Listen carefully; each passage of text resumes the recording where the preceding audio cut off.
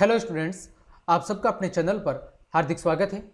कक्षा 10 विज्ञान विषय की सीरीज में आज हम तीसरे अध्याय धातु एवं अधातु की शुरुआत कर रहे हैं।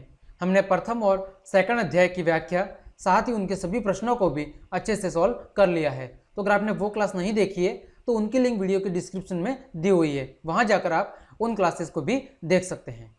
तो आज का हमारा जो चैप्टर है धातु और अधातु, इसमें हमें पढ़ना क्या है, इसमें हमें पहले धातु और अधातु के भौतिक गुणधर्मों का अध्ययन करना है और उसके बाद हमें इनके रासायनिक गुणधर्मों को पढ़ना है। यही दो मेन टॉपिक इस चैप्टर में दिए गए हैं। तो चलिए हम क्लास को शुरू करते हैं। क्लास शुरू करने से पहले आपसे बस एक छोटी सी रिक्वेस्ट है कि मैं आपके लिए इतनी मेहनत करके इतनी बेहतरीन क्लासेस लेकर आ रहा हूँ, तो आप सबका भी फर्ज बनता है कि ज़्यादा से ज़्यादा अपने मित्रों को शेयर करें और अगर आप चैनल पर पहली बार आए हैं तो सब्सक्राइब जरूर करें और बेल आइकन को जरूर दबाएं। तो चलिए हम क्लास को शुरू करते हैं। देखें, पहले हमें कुछ सामान्य जानकारी दी गई है, उस सामान्य जानकारी के बारे में पढ़ना है। लिखा गया है, तत्वों को उनके गुण धर्मों के आधार पर धातु और अधातु में वर्गीकृत किया जाता है। यानी प्रकृति में जो तत्व पाए जाते हैं, वर्तमान में हमारी जो आवर्त सारणी है उसमें लगभग 118 तत्व मौजूद है। हालांकि इनकी संख्या धीरे धीरे बदलती रहती है। तो जो आवर्त सारणी है, उस आवर्त सारणी में प्रकृति में दिए गए जो तत्व है उनको सामान्यतः 3 कैटेगरी में बांटा गया है, धातु, अधातु और उपधातु। हमें इस चैप्टर में केवल धातु और अधातुओं के बारे में अध्ययन करना है। अगर हम धातु के कुछ उदाहरणों की बात करें जो आप सब जानते भी होंगे, जैसे आयरन, एल्यूमिनियम, चांदी, कॉपर, सोना, ये सारे कुछ क्या है धातु के उदाहरण हैं जिनके बारे में आप सब जानते होंगे। अगर हम अधातु के कुछ उदाहरणों की बात करें, जैसे हाइड्रोजन, नाइट्रोजन, सल्फर, ऑक्सीजन, ये अधिकांश जो गैसें होती है वो अधातुओं के अंतर्गत गिनी जाती है। ये कुछ सामान्य उदाहरण हैं जिनके बारे में आप सब जानते होंगे। जैसे यहाँ पर चित्र के जरिए भी कुछ धातुओं और अधातुओं के बारे में बताया गया है। जैसे हम धातुओं की बात करें, ब्रास, ब्रास का मतलब होता है पीतल। क्या होता है? पीतल। आपने अपने घरों में पीतल के बर्तन जरूर देखे होंगे। फिर ब्रॉन्ज, ब्रॉन्ज का मतलब होता है कांस्य। आपने कांचे के बर्तन भी जरूर देखे होंगे। फिर मेटल स्लेज, मेटल स्लेज का मतलब होता है धातु अयस्क। क्या होता है? धातु अयस्क। इसी तरह स्टील, इन सभी चीज़ों को आपने देखा होगा। ठीक है, तो ये सारे क्या है धातुओं के कुछ उदाहरण हैं। वही हम धातुओं की बात करें तो जैसे सल्फर हो गया, ब्रोमीन हो गया, कार्बन हो गया, ऑक्सीजन हो गया, ये सारे अधातुओं के कुछ सामान्य उदाहरण हैं। आगे बढ़ते हैं। हमारा चैप्टर का पहला टॉपिक जो आपका दिया गया है वो है धातुओं के भौतिक गुणधर्म। भौतिक गुणधर्म का मतलब है फिजिकल प्रॉपर्टीज। जैसे मैं आपको कहूँ भौतिक गुणधर्म का मतलब क्या है, जैसे आपके सामने एक लड़का खड़ा है, आपको मैं कहूँ कि आपको ये कैसा दिखता है, यानी आप इसकी विशेषता बताइए, तो आप क्या कहोगे? या तो उसका रूप बताओगे कि वो भाई काला है कि गोरा है, उसका आकार बताओगे कि वो लंबा है, ठीकना है, मोटा है, पतला है। ठीक है, ऐसी कुछ विशेषता बताओगे। तो वो क्या है, उन विशेषताओं को आपने केवल उसको देख कर बताया है, उसके अंदर की विशेषता आप नहीं जानते। ठीक है, उन जो भी आप विशेषता बता रहे हो उन विशेषताओं को केवल अपने उसके बाहरी रूप, रंग, बनावट को देखकर आपने बता दिया है। तो जब हम किसी धातुओं की जो विशेषता है वो उसके केवल रूप, रंग, आकार, उनको देखकर बता देते हैं, तो ऐसी विशेषताओं को या ऐसे गुणधर्मों को भौतिक गुणधर्म के नाम से जाना जाता है। ठीक है, अब देखें पहला गुणधर्म क्या है, वो है धात्विक चमक। यानी धातुओं को आप देखकर यह बता सकते हो कि धातुओं की जो ऊपरी सतह है वो कैसी होती है, चमकदार होती है। तो अगर किसी भी वस्तु की ऊपरी सतह अगर चमकदार आपको दिख रही है तो आप सीधे कह दोगे कि ये क्या है, धातु है। तो धातुओं के इस गुण को धात्विक चमक के नाम से जाना जाता है। जैसे आप सब ने देखा होगा, सोना, चांदी, इन सब की जो ऊपरी सतह है वो क्या होती है, काफी चमकदार होती है। दूसरा गुणधर्म है कठोरता। ठीक है, धातुएं सामान्यतः कैसे होती है, कठोर होती है, जैसे लोहा, तांबा इत्यादि। लेकिन ऐसा नहीं है कि सभी धातुएं कैसी होती है, कठोर होती है। कुछ अपवाद भी होते हैं, जैसे लिथियम, सोडियम, पोटेशियम कैसे होते हैं, मुलायम होते हैं और इन्हें चाकू से काटा जा सकता है। तो ये क्या है, ये धातुओं के कुछ अपवाद है कि ये धातु होते हुए भी कठोर नहीं होते। अगला गुणधर्म है वो है रूप। रूप का मतलब है कि जो धातु है वो कमरे के ताप पर किस अवस्था में पाई जाती है। तो अधिकांश धातुएं कमरे के ताप पर ठोस रूप में पाई जाती है, लेकिन अपवाद के रूप में जो मरकरी अथवा पारा है वो द्रव अवस्था में पाया जाता है। ठीक है, अगला है आघात वर्धनीयता। आघात वर्धनीयता का मतलब क्या है कि अधिकांश धातुएं हैं, उन धातुओं को आप पीट कर पतली चादर के रूप में बदल सकते हो। ठीक है, धातु के इस गुण धर्म को कहा जाता है आघात वर्धनीयता। आघात का मतलब क्या होता है, किसी पर प्रहार करना अथवा चोट करना, और वर्धनीयता का मतलब होता है उसके आकार यानी लंबाई में क्या होना, वृद्धि होना। तो धातु के इस गुण धर्म को क्या कहा जाता है, आघात वर्धनीयता कहा जाता है। अगला गुणधर्म है हमारे पास वो है तन्यता, यानी धातुओं को खींचकर पतली तार के रूप में बदला जा सकता है। तो ये धातुओं के इस गुण धर्म को तन्यता के नाम से जाना जाता है। जैसे आपने देखा होगा एल्यूमिनियम, सोना, चांदी, ये क्या है, ये तन्यता के गुण धर्म को अच्छी तरह प्रदर्शित करते हैं। अगला बिंदु है विद्युत व ऊष्मा के चालक, यानी जो ज्यादातर धातुएं होती है वो विद्युत और ऊष्मा दोनों की कैसे होती है, सुचालक होती है। मतलब इन धातुओं से होकर विद्युत धारा और ऊष्मा का प्रवाह हो सकता है। वही हम उसके अपवाद की बात करें, जैसे सीसा और मरकरी, ये कुछ अपवाद है जो धातु होते हुए भी विद्युत और ऊष्मा के क्या होते हैं, कुचालक होते हैं। अगला बिंदु है घनत्व। घनत्व का मतलब क्या होता है, प्रति एकांक आयतन में उपस्थित द्रव्यमान की मात्रा। तो जो धातुएं होती है उनका घनत्व अधिकतम और गलनांक कैसा होता है, उच्च होता है। गलनांक का मतलब क्या है कि वह बिंदु जिस पर कोई ठोस पदार्थ द्रव अवस्था में बदलता है, उस तापमान को क्या कहा जाता है, उसका गलनांक बिंदु कहा जाता है। तो अधिकांश धातुओं का घनत्व और गलनांक उच्च होता है, लेकिन कुछ अपवाद होते हैं जैसे सोडियम और पोटेशियम। ये धातु होते हुए भी इनका घनत्व और गलनांक सामान्यतः अन्य धातुओं की तुलना में क्या होता है, कम होता है। अगला गुणधर्म है ध्वनिक। ध्वनिक का मतलब है कि धातुओं को जब किसी कठोर सतह से क्या किया जाता है, टकराया जाता है, तो उनमें आवाज उत्पन्न होती है। जैसे आपने मंदिरों में आपने घंटियां और झालर देखी होगी, जब उन पर किसी चीज से प्रहार किया जाता है तो उनसे आवाज उत्पन्न होती है। अगला गुणधर्म है ऑक्साइड। ऑक्साइड का मतलब है कि अधिकतर जो धातुएं हैं वो ऑक्सीजन यानी वायु के साथ अभिक्रिया करके क्या क्षारकीय ऑक्साइड बनाती है। जैसे जब मैग्नीशियम की अभिक्रिया ऑक्सीजन के साथ कराई जाती है तो मैग्नीशियम ऑक्साइड का निर्माण होता है, जो एक प्रकार का क्षारकीय ऑक्साइड है। तो इस प्रकार हमने धातुओं के सभी भौतिक गुणधर्मों की अच्छे से व्याख्या कर ली है। उम्मीद करता हूं ये सारे गुणधर्म आपको अच्छे से समझ में आए होंगे। आगे हम बढ़ते हैं, वो है अधातुओं के भौतिक गुणधर्म। पहला है धात्विक चमक। जिस प्रकार धातुएं चमकीली होती है, ठीक उसके विपरीत अधातुओं की ऊपरी सतह चमकीली नहीं होती। ठीक है, अपवाद के रूप में आयोडीन अधातु है, लेकिन फिर भी इसकी ऊपरी सतह कैसी होती है, चमकीली होती है। अगला गुणधर्म है कठोरता।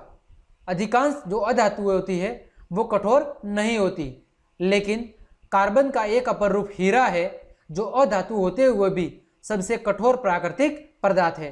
तो अगर आपको पूछा जाए कि सबसे कठोर प्राकृतिक पदार्थ कौन सा है, तो वो कहोगे हीरा, जो कि अधातु होते हुए भी इसके विपरीत गुणधर्म प्रदर्शित करता है। तीसरा गुणधर्म है रूप। तो जो अधातु होती है वो सामान्यतः या तो ठोस रूप में अथवा गैसीय रूप में पाई जाती है, लेकिन एक अपवाद है ब्रोमीन, जो कि साधारणतः द्रव अवस्था अथवा तरल रूप में पाया जाता है।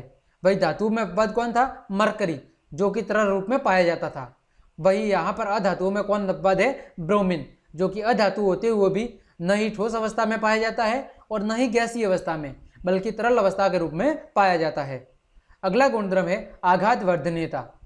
जहाँ पर धातुएं आघात वर्धनीयता के गुणधर्म को प्रदर्शित करती है, वहीं पर अधातुएं इस गुणधर्म को प्रदर्शित नहीं करती।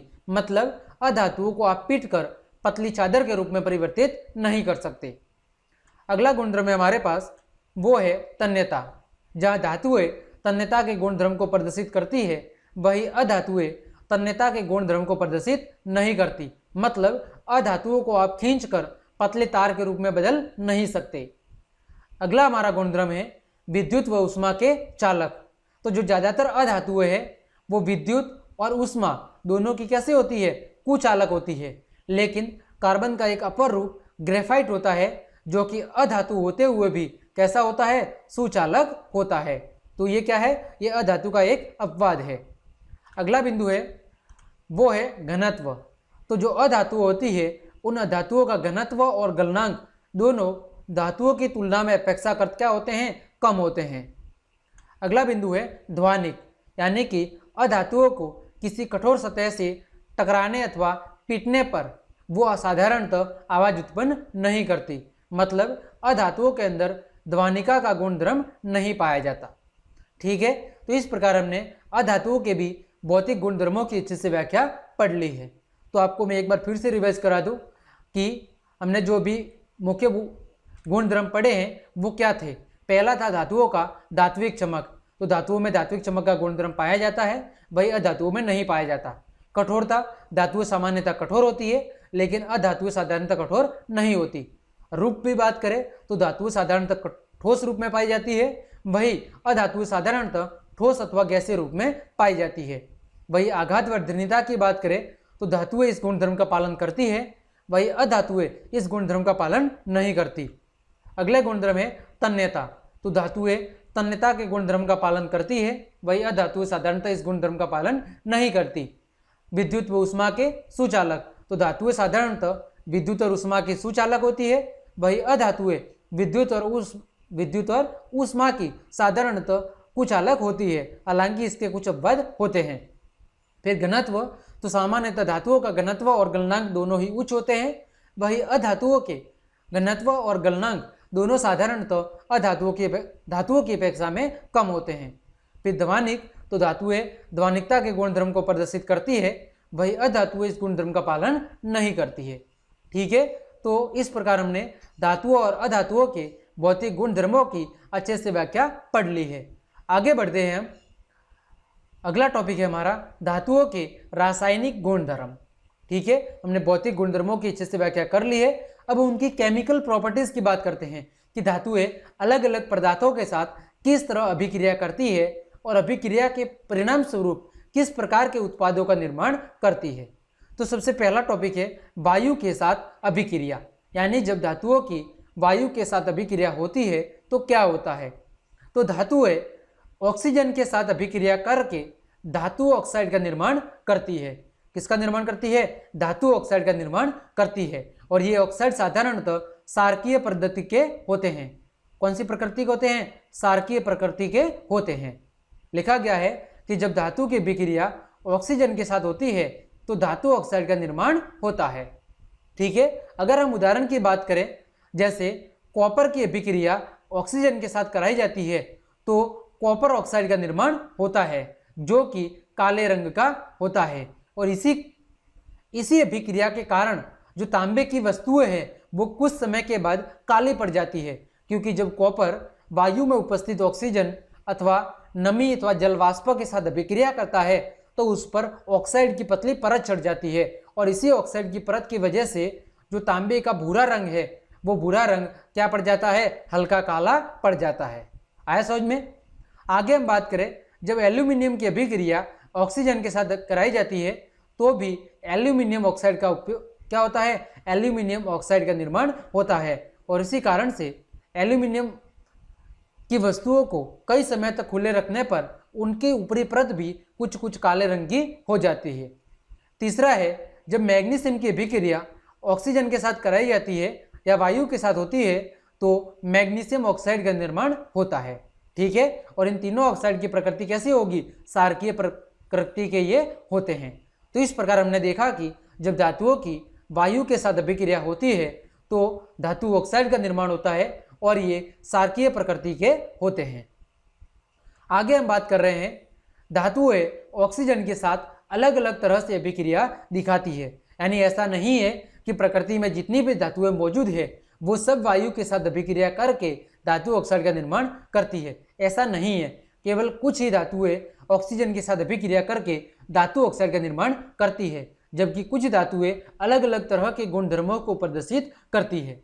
जैसे हम बात करें उदाहरण की, तो सोडियम और पोटेशियम वायु में आकस्मिक आग पकड़ लेते हैं, जिसे रोकने के लिए इन्हें केरोसिन तेल में डुबोकर रखा जाता है। ये काफ़ी इंपॉर्टेंट पॉइंट है और आप इसे विशेष रूप से ध्यान रखेंगे। ये प्रश्न कई बार पूछा जाता है कि सोडियम और पोटेशियम जैसी धातुओं को केरोसिन के तेल में डुबोकर क्यों रखा जाता है।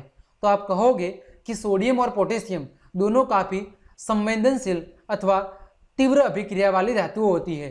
तो जब इन्हें खुला रखा जाता है तो ये वायु के साथ काफ़ी तीव्र गति से अभिक्रिया करके तुरंत ही आग पकड़ लेती है। इस कारण से इस घटना को रोकने हेतु इन्हें केरोसिन तेल में डुबोकर रखा जाता है। ठीक है, अगला बिंदु है मैग्नीशियम, एल्यूमिनियम, जिंक और लेड।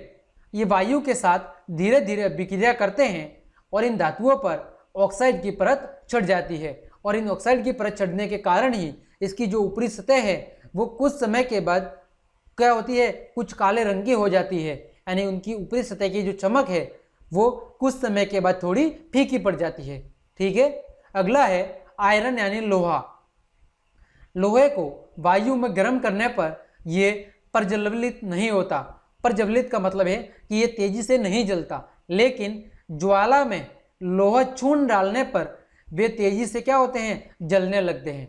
यानी जब आप ठोस आयरन के टुकड़े को वायु की उपस्थिति में गर्म करोगे वो तेजी से नहीं जलेगा, लेकिन अगर हम लोहे के चूर्ण की बात करें, छोटे छोटे टुकड़ों की बात करें, और अगर उनको वायु की उपस्थिति में जलाया जाए तो वो तेजी से क्या होंगे, जलने लगेंगे। अगला है कॉपर भी प्रज्वलित नहीं होता।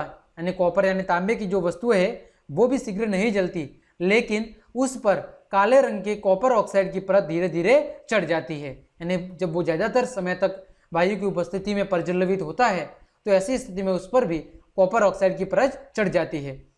अगला है, ये विशेष रूप से आप ध्यान रखेंगे कि कभी भी चांदी और सोना ये ऑक्सीजन के साथ किसी भी प्रकार की अभिक्रिया नहीं करते। यह आप विशेष रूप से बिंदु ध्यान रखेंगे। ठीक है, तो ये धातुओं की जब ऑक्सीजन के साथ अभिक्रिया होती है तो उससे संबंधित कुछ महत्वपूर्ण बिंदु थे जो आपको हमेशा ध्यान रखने हैं और इनसे संबंधित प्रश्न भी कई बार परीक्षाओं में पूछे जाते हैं। आगे हम बात कर रहे हैं वो है उभयधर्मी ऑक्साइड। ठीक है, वे धातु ऑक्साइड जो अम्ल और क्षार दोनों से अभिक्रिया करते हैं और लवण तथा जल उत्पन्न करते हैं, उन्हें उभयधर्मी ऑक्साइड कहा जाता है। ठीक है, वे धातु ऑक्साइड जो अम्ल तथा क्षार दोनों से अभिक्रिया करते हैं उन्हें और क्या बनाते हैं, लवण और जल बनाते हैं, उन्हें उभयधर्मी ऑक्साइड के नाम से जाना जाता है। जैसे उदाहरण की बात करें कि जब एल्यूमिनियम ऑक्साइड की अभिक्रिया हाइड्रोक्लोरिक अम्ल के साथ कराई जाती है तो एल्यूमिनियम क्लोराइड जो कि लवण है और साथ में क्या बनता है, जल बनता है। ठीक इसी तरह अगर एल्यूमिनियम ऑक्साइड की अभिक्रिया सोडियम हाइड्रोक्साइड जो कि क्या है, क्षार है, के साथ कराई जाती है तो सोडियम एल्यूमिनेट जो कि लवण है और जल का निर्माण होता है। तो इस प्रकार धातु ऑक्साइडों की जब अम्ल, ये अम्ल है और ये क्या है, क्षार है, तो जब अम्ल और क्षार के साथ अभिक्रिया कराई जाती है तो ऐसी स्थिति में लवण और जल का निर्माण होता है। आगे बात करते हैं वो है धातुओं की जल के साथ अभिक्रिया। अभी हमने क्या पढ़ा था, धातुओं की वायु या ऑक्सीजन के साथ अभिक्रिया। अभी हम पढ़ रहे हैं धातुओं की जल के साथ अभिक्रिया। तो जब धातुओं की जल के साथ अभिक्रिया कराई जाती है तो धातु ऑक्साइड का निर्माण होता है और हाइड्रोजन गैस का निष्कासन होता है।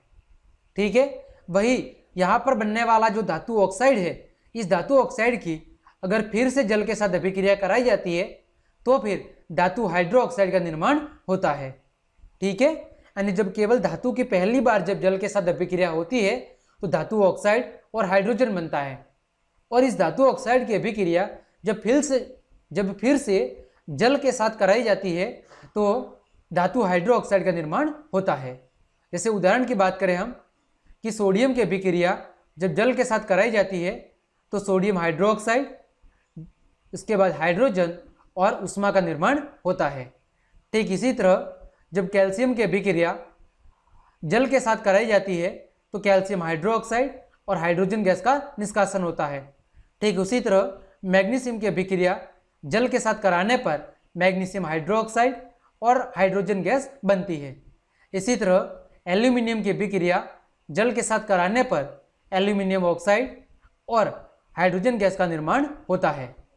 ठीक इसी तरह फेरस की अभिक्रिया जल के साथ कराने पर फेरस ऑक्साइड और हाइड्रोजन गैस का निर्माण होता है।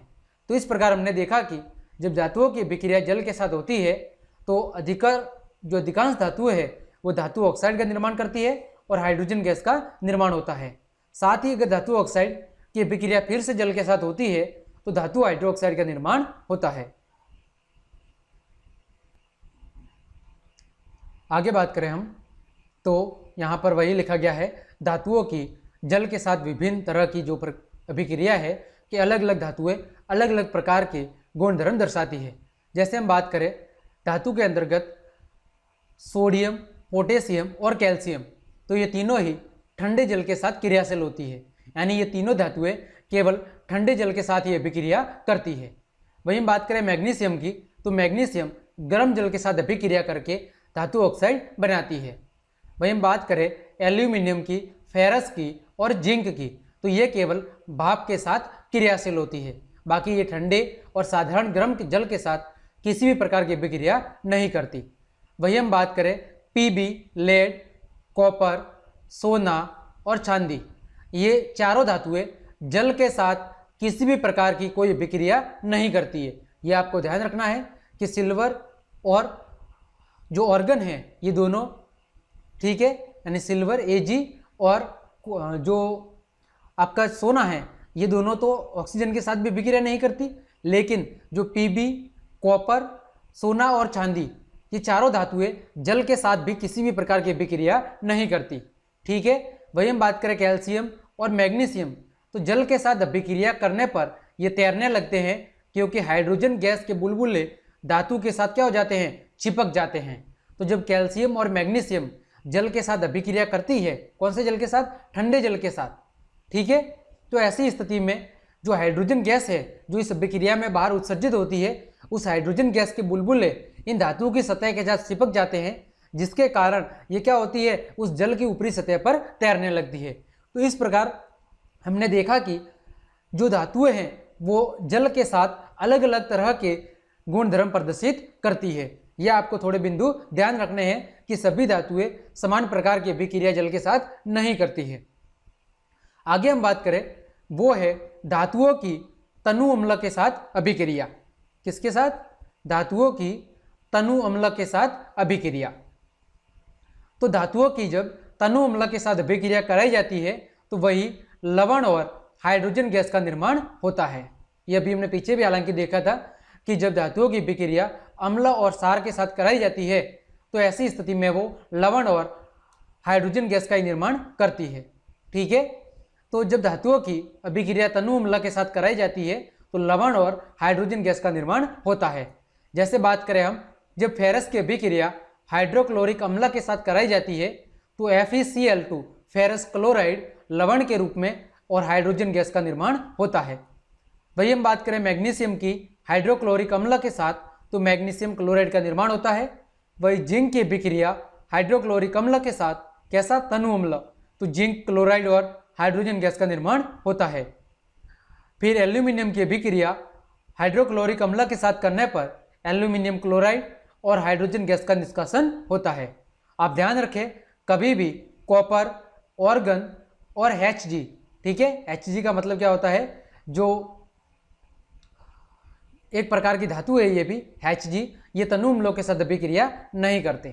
तो ये आपको तीनों याद रखना है, कॉपर, ऑर्गन और Hg, ये तीनों तनु अम्लों के साथ अभिक्रिया नहीं करते हैं।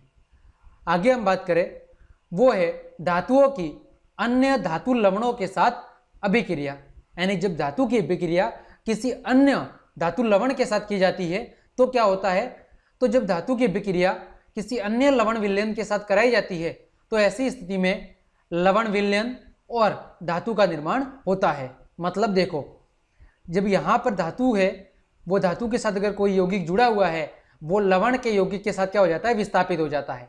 आए समझ में, देखो क पहले यहाँ पर जुड़ा हुआ था और ख यहाँ पे जुड़ा हुआ था, तो जब अभिक्रिया हुई तो ख का विस्थापन इधर हो गया और क का विस्थापन इधर हो गया। यानी कि यहाँ पर जो अधिक अभिक्रियाशील धातुएं हैं वो अपने से कम क्रियाशील धातुओं को उनके यौगिक के विलयन से क्या करती है, विस्थापित कर देती है।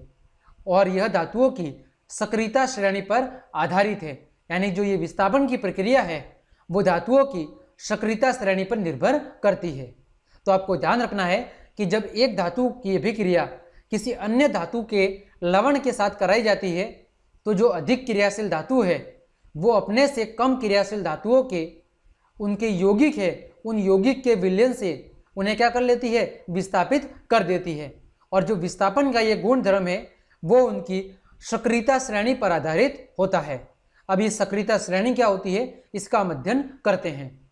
तो वह सूची या वह श्रेणी जिसमें धातुओं को क्रियाशीलता के अवरोही क्रम में व्यवस्थित किया गया है, यानी कि एक ऐसी श्रेणी या एक ऐसी सूची जिसमें धातुओं को उनकी क्रियाशीलता के आधार पर अवरोही क्रम में लिखा गया है, इस श्रेणी या सूची को सक्रियता श्रेणी के नाम से जाना जाता है। ठीक है, अब देखो वो श्रेणी क्या है, वो आपके सामने कुछ इस तरह है, जिसमें सबसे अधिक क्रियाशील धातु कौन कौन सी है। अधिक क्रियाशील धातु पोटेशियम, सोडियम, कैल्शियम और मैग्नीशियम। फिर इससे थोड़ी कम क्रियाशील धातु कौन सी है, एल्यूमिनियम, जिंक, फेरस, लेड। ये क्या है, ये थोड़ी कम क्रियाशील है। फिर हम उससे अगर कम क्रियाशील की बात करें जैसे हाइड्रोजन, कॉपर, Hg, Aq और जो सोना होता है ये सोना, ये क्या है, ये सबसे कम क्रियाशील धातु है। तो इस प्रकार ये जो है ये सक्रियता श्रेणी है। ये सक्रियता श्रेणी में जो धातु सबसे ऊपर है वो सबसे अधिक क्रियाशील है और जो सबसे नीचे दी गई है वो सबसे क्या है, सबसे कम क्रियाशील धातु है। आया समझ में? ठीक है, तो यहाँ पर जो Hg लिखा हुआ है, इस Hg का मतलब होता है, मैं आपको बता दूं, वो होता है मरकरी। क्या होता है, मरकरी या पारा। और यहाँ पर जो Aq लिखा हुआ है, Aq का मतलब होता है एक्वस सॉल्यूशन, यानी कि जो तनु विलयन होता है वो एक्वस सॉल्यूशन यानी कि तनु विलयन। तो इस प्रकार ये सारणी आपको थोड़ी ध्यान रखनी है कि सारणी में जो सबसे ऊपर है पोटेशियम, सोडियम, कैल्शियम और मैग्नीशियम, ये सबसे अधिक अभिक्रियाशील होते हैं। फिर एल्यूमिनियम, जिंक, फेरस, Pb ये थोड़े उससे कम। फिर उससे कम हाइड्रोजन और कॉपर, Hg, एक्वस सॉल्यूशन। और सबसे कम वो कौन है, Au। Au का मतलब क्या होता है, सोना। ठीक है, तो ये आपको थोड़ी ध्यान रखनी है। आगे हम बात करें वो है धातुओं की अधातुओं के साथ अभिक्रिया। धातुओं की अधातुओं के साथ अभिक्रिया। तो तत्वों की अभिक्रियाशीलता संयोजकता कोष को पूर्ण करने की प्रवृत्ति के रूप में समझी जा सकती है। यानी कि कोई धातु अधातु के साथ किस तरह अभिक्रिया करेगी, इस बात को हम संयोजकता श्रेणी के आधार पर समझ सकते हैं। आपने कक्षा 9 में पढ़ा होगा संयोजकता, कि किसी परमाणु के बाह्यतम कक्ष, जो इससे हम अष्टक कहते हैं, उस बाह्यतम कोष अथवा अष्टक को पूरा करने के लिए वह अपने कितने इलेक्ट्रॉनों की साझेदारी करता है, उसे उसकी क्या कहा जाता है, संयोजकता कहा जाता है। तो धातु के परमाणु अपने संयोजकता कोष से इलेक्ट्रॉन त्याग करते हैं और क्या बनाते हैं, धनायन। यानी जब कोई धातु परमाणु अपने बाह्यतम कक्षा से, अपने बाह्यतम कोष से इलेक्ट्रॉन किसी को दान देता है और दान देने के फलस्वरूप वो क्या बनाता है, वो धनायन का निर्माण करता है। और अगर कोई धातु परमाणु अपने बाह्यतम कोष में किसी दूसरे परमाणु से इलेक्ट्रॉन ग्रहण करता है तो इलेक्ट्रॉन को ग्रहण करके वो ऋणायन बनाता है। तो यानी धातुओं की जो अधातुओं से अभिक्रिया है वो उसकी संयोजकता पर आधारित होती है कि वो कितने इलेक्ट्रॉनों की साझेदारी कर रहा है, इस आधार पर उसकी क्रियाशीलता निर्धारित होती है। जैसे हम उदाहरण की बात करें NaCl का निर्माण, तो देखें NaCl में Na का मतलब सोडियम है, सोडियम जो कि धातु है। तो सोडियम के अगर हम इलेक्ट्रॉनिक विन्यास की बात करें तो सोडियम का इलेक्ट्रॉनिक विन्यास होता है 281, यानी कि इसकी जो अगर हम संरचना बनाए तो इसमें 3 कक्षक बनेंगे, एक K, एक L और एक M। K कक्षक में अधिकतम 2 इलेक्ट्रॉन, L में 8 और M में 1, यानी इसकी बाह्यतम कक्षा में कितना इलेक्ट्रॉन है, 1 इलेक्ट्रॉन है। तो अगर इसको अपना बाह्यतम कोष, जो बाह्यतम कोष है, अष्टक है, वो अगर पूरा करना है तो ऐसी स्थिति में ये अपना 1 इलेक्ट्रॉन क्या करेगा, किसी को दान दे देगा। और जब ये अपना इलेक्ट्रॉन किसी को दान देगा तो इसके पास अब कितने इलेक्ट्रॉन बचेंगे, 2 और 8। ठीक है, और एक इस पर क्या आ जाएगा, एक इस पर आ जाएगा पॉजिटिव चार्ज का निशान, क्योंकि ये इलेक्ट्रॉन क्या कर रहा है, किसी को दान दे रहा है। ठीक है, इसी तरह हम क्लोरीन की बात करें तो क्लोरीन का इलेक्ट्रॉनिक विन्यास होता है 2, 8 और 7, यानी इसकी बाह्यतम कक्षा में कितने इलेक्ट्रॉन होते हैं, 7। तो अगर इसको अपना बाह्यतम कोश पूरा करना है तो ऐसी स्थिति में इसे 1 इलेक्ट्रॉन की जरूरत होगी। तो ये क्या करेगा, सोडियम के द्वारा दिए गए 1 इलेक्ट्रॉन को ग्रहण करेगा और क्या बनाएगा, ये क्या बनाएगा, ऋण आयन बनाएगा, जबकि सोडियम क्या बनाएगा, धन आयन बनाएगा। आया समझ में। तो जब सोडियम की क्लोरीन के साथ अभिक्रिया होगी तो ऐसी स्थिति में सोडियम क्लोराइड का निर्माण होगा, जहां पर सोडियम धनायन बनाएगा और क्लोरीन क्या बनाएगा, ऋण आयन, और इन दोनों के मिलने से क्या होगा, सोडियम क्लोराइड का निर्माण होगा। आया समझ में। तो अगर आपको कोई पूछे कि धातुओं के अधातुओं के साथ अभिक्रिया कैसे होती है, तो जब धातु और अधातुओं की अभिक्रिया होती है तो वो उनकी संयोजकता पर निर्भर करती है। ठीक है, और संयोजकता का मतलब क्या होता है कि किसी परमाणु के बाह्यतम कोश में कितने इलेक्ट्रॉन मौजूद है और वो कितने इलेक्ट्रॉनों की साझेदारी कर सकता है, उसे ही कहा जाता है उसकी संयोजकता। ठीक है, अगला टॉपिक है हमारा, वो है आयनिक यौगिक, कि जो हम ये आयनों का आदान प्रदान कर रहे हैं, इलेक्ट्रॉनों का आदान प्रदान कर रहे हैं, तो ये कैसे होता है और इनके गुणधर्म क्या होते हैं। तो विपरीत आवेशित आयन एक दूसरे को आकर्षित करते हैं, यानी विपरीत आवेशित आयन का मतलब है जैसे एक पर प्लस था, एक पर माइनस है, तो दोनों पर अलग अलग प्रकार का आवेश है। तो हम जानते हैं कि जो विपरीत आवेश है वो विपरीत आवेश हमेशा एक दूसरे को क्या करते हैं, आकर्षित करते हैं तथा मजबूत स्थिर वैद्युत बल में बंध कर आयनिक यौगिक बनाते हैं। जैसे Na और Cl ये दोनों आपस में क्या करेंगे, स्थिर वैद्युत बल के जरिए जुड़ेंगे और इनके जुड़ने से किसका निर्माण होगा, आयनिक यौगिक NaCl का निर्माण होगा। और NaCl क्या है, एक आयनिक यौगिक है। ठीक है, क्योंकि इसमें Na+ और Cl- ये दोनों अलग अलग आयन आपस में जुड़कर एक आयनिक यौगिक का निर्माण कर रहे हैं। अगर हम आयनिक यौगिकों के कुछ सामान्य गुणधर्मों की बात करें तो पहला गुणधर्म है भौतिक प्रकृति। तो ये साधारणतः ठोस और कुछ क्या होते हैं, कठोर होते हैं। हालांकि ये ठोस और कठोर प्रकृति के होते हैं, लेकिन फिर भी ये कैसे होते हैं, भंगुर प्रकृति के होते हैं। यानी जब इस पर किसी चीज से प्रहार किया जाता है तो ये बिल्कुल छोटे छोटे टुकड़ों के रूप में क्या हो जाते हैं, बढ़ जाते हैं, यानी इनमें भंगुरता का गुणधर्म पाया जाता है। आगे हम बात करें इनके गलनांक और कवतनांक की, तो आयनिक यौगिकों का जो गलनांक और कवतनांक है वो क्या होता है, बहुत ही अधिक होता है। गलनांक का मतलब क्या होता है, वह ताप जिस पर कोई ठोस पदार्थ द्रव अवस्था में बदलता है, और कवतनांक का मतलब क्या होता है, वह ताप जिस पर कोई द्रव पदार्थ वाष्प अवस्था में परिवर्तित होता है। तो गलनांक और कवतनांक ये दोनों ही आयनिक यौगिकों के साधारणतः उच्च होते हैं। फिर हम बात करें घुलनशीलता की, तो जो आयनिक यौगिक है वो साधारणतः जल में घुलनशील होते हैं। किसमें, जल में घुलनशील, लेकिन केरोसिन, पेट्रोल जैसे विलायकों में ये क्या होते हैं, अविलयनी, अघुलनशील होते हैं। जैसे आपने देखा होगा जो नमक है वो जल के अंदर घुलनशील होता है, लेकिन केरोसिन और पेट्रोल जैसे पदार्थों में वो क्या होता है, अघुलनशील होता है। फिर हम बात करें विद्युत चालकता की, तो आयनिक यौगिक जलीय विलयन में और गलित रूप में विद्युत का चालन करते हैं, यानी ये तो जब या तो जलीय विलयन में होंगे अथवा द्रव की अवस्था में यानी गलित अवस्था में होंगे, तो ऐसी स्थिति में ये विद्युत का प्रवाह करेंगे, क्योंकि ये दो आयनों में फिर से विभक्त हो जाएंगे, Na+ और Cl-, और ऐसी स्थिति में आयनों का निर्माण होने के कारण ये विद्युत का चालन करेंगे। लेकिन अगर ये ठोस अवस्था में है तो ऐसी स्थिति में ये किसी भी प्रकार की विद्युत धारा का चालन नहीं करेंगे। आया समझ में। तो आपको ध्यान रखना है कि आयनिक यौगिक जलीय विलयन और गलित अवस्था में विद्युत धारा का चालन करते हैं, लेकिन ठोस अवस्था में ये विद्युत का चालन नहीं करते हैं। तो इस प्रकार हमने आज की इस क्लास में लगभग आधे चैप्टर को अच्छे से कवर कर लिया है। उम्मीद करता हूँ आज हमने धातुओं और अधातुओं के जो भौतिक और रासायनिक गुणधर्मों की चर्चा की है वो आपको अच्छे से समझ में आए होंगे। तो क्लास देखने के लिए आप सभी को धन्यवाद। अगर आपको क्लास पसंद आई है तो ज़्यादा से ज़्यादा लाइक करें, कमेंट करें, शेयर और सब्सक्राइब जरूर करें। तो आज के लिए इतना ही, धन्यवाद।